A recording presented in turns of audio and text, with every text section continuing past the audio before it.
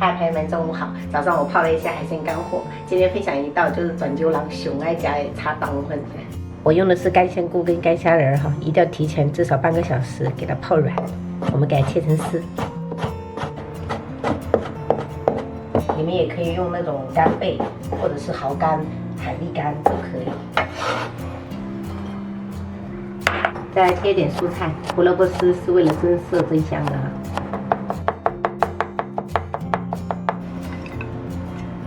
还洗了一点这种大白菜，然后这个梗给它去掉不要。朋友们也可以用那种包菜都可以哈，就切丝的话就尽量切大一点，因为等一下它会缩水。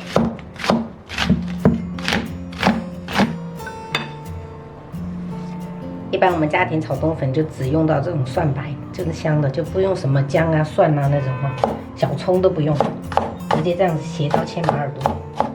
我们跟这个海鲜干货放一起。蒜粒我们也同样就这样斜刀切，就尽量就是长度要长一点点，给它炒出来比较好看。这是我做抄手剩下的一些梅花肉，我们今天就给它炒了，就是先给它切一个厚片，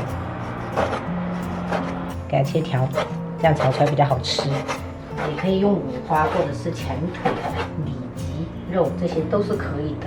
反正家里面有什么就用什么。周五就是清冰箱库存的一天。这个肉我们要提前腌制一下，加饲料料酒，然后酱油，给它抓拌均匀。全部食材准备好过后，我们再来泡粉丝，给它用热水给它浸泡起来。这个粉丝等一下我们烹饪时间比较短，所以我们不要那么着急的给它泡，不然的话啷啷的就炒出来不好吃。就是因为我们这个炒蔬菜的时候也是需要时间的嘛，这个时候它就已经泡好了。铁锅烧热，我们来一点油。我们先来炒鸡蛋哈，所以我一般都是直接打一下去快速滑的。然后我们给它盛出来就行了。家里有猪油的话，我们就用猪油炒；没有的话，就用普通食用油也可以啊。融化以后，加入料头跟海鲜干货炒的。接着再把腌制好的肉给它放下去哈，因为我们本身放料酒了，所以我们就不用去腥了哈。肉条炒到7成熟过后，我们再下入胡萝卜丝跟这个大白菜，给它炒软。就炒的这个顺序可不能乱哈，因为每个食材的成熟度不一样。像这些蔬菜的话，我们就炒到断生就可以了，不用炒特别久。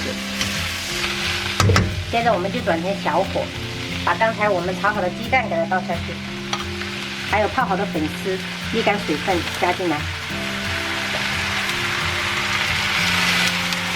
蒜粒也加进来调味，加入1勺盐、松茸鲜，再来适量的酱油，来一点点蚝油，一点老抽上色，然后我们沿锅边淋一圈清水哈，一点点。接下来我们就换成筷子，这样会比较好操作。火的话不用再调了哈，就是这种小火。这粉丝是很好熟的，所以我们的火力就不要开那么大，就给它只炒出味道就可以了。像这样子抖散就可以了哈，底下就可以出锅了，真的是太香了。我喜欢炒家常菜就是这样一锅出，它的味道真的好香，闻起来。简单煮一个汤，锅里开水，我们下入牛肉丸，还有虾滑。